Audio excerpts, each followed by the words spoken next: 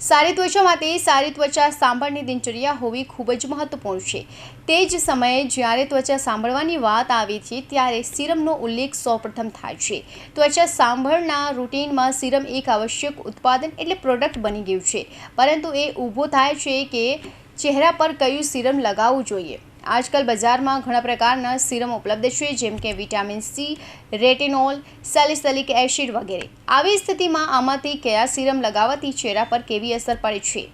નિષ્ણાતો મુજબ દરેક પ્રકારના સીરમના પોતાના ફાયદા હોય છે। આવી સ્થિતિમાં તેમની અસરો પણ અલગ અલગ હોય છે। તમે તમારી ત્વચાના પ્રકાર અને જરૂરિયાતોને ધ્યાનમાં રાખીને આમાંથી કોઈ પણ એક પસંદ કરી શકો છો। વિટામિન સી સીરમ કોણે લગાવવું જોઈએ? વિટામિન સી એક શક્તિશાળી એન્ટીઓક્સિડન્ટ છે, જે ત્વચાને મુક્ત રેડિકલથી થતા નુકસાનથી રક્ષણ આપે છે, જેના કારણે વૃદ્ધાત્વ સંકેતો ઓછા દેખાય છે। આવી સ્થિતિમાં તમે વૃદ્ધત્વ અટકાવવા માટે તમારા ચહેરા પર વિટામિન સી સીરમ લગાવી શકો છો। આ ઉપરાંત વિટામિન સી ત્વચાના રંગને સુધારવામાં પણ મદદ કરે છે। આનો અર્થ એ છે કે તમે તેજસ્વી ત્વચા માટે તમારા ચહેરા પર વિટામિન સી સીરમ પણ લગાવી શકો છો। નિયાસિનામાઇડ સીરમ લગાવવાથી શું થાય છે, જાણીએ।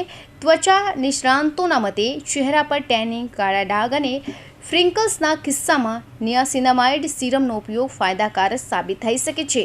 સારી વાત એ છે કે આ સીરમ સંવેદનશીલ ત્વચા ધરાવતા લોકોને પણ અનુકૂળ આવે છે। જ્યારે તમે તમારા ચહેરા પર રેટિનોલ સીરમ લગાવશો ત્યારે શું થાય, જાણીએ। રેટિનોલ ત્વચા પર કરચલીઓ અને ફાઇન લાઇન્સ જેવા વૃદ્ધાત્વના સંકેતોને ઘટાડવામાં પણ મદદ કરે છે। આ ઉપરાંત રેટિનોલ ખુલ્લા છિદ્રો અને ખીલ ઘટાડવામાં પણ અસરકારક છે। હવે વાત કરીએ સેલિસિલિક એસિડ કોણે લગાવવું જોઈએ? જો તમારા ચહેરા પર બ્લેક હેડ્સ, વ્હાઇટ હેડ્સ છે તો સેલિસિલિક એસિડ સીરમનો ઉપયોગ ફાયદાકારક માનવામાં આવે છે। આ ઉપરાંત સેલિસિલિક એસિડ સીરમ તેલને નિયંત્રિત કરવામાં પણ મદદ કરે છે। Bureau report, Hind TV news, Surat.